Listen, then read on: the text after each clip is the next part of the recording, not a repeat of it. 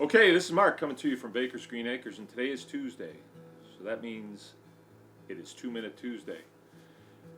So let's talk a little bit about bones, all right? I am always harping on people to get smart about processing animals.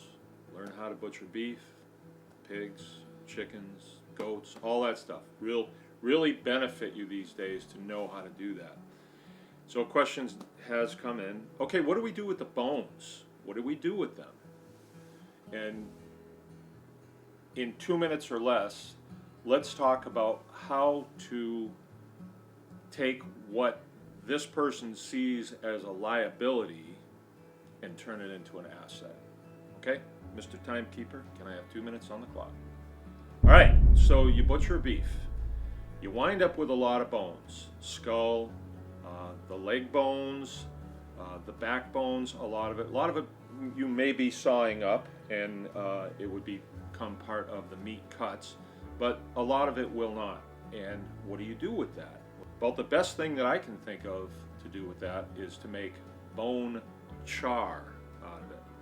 Now this is a little bit difficult if you don't have a biochar maker, but if you do, you can mix all the bones in with a little bit of wood, put that in your biochar maker and cook it off, and you'll have some really nice bone char, and those bones will crush up and be really suitable for your garden, your compost pile, even to feed back to the animals, believe it or not.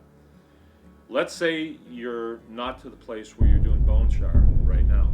Okay, the next thing that you could do with them is you could put them in your compost pile, because the microbiological life that's in there would really like to eat those bones.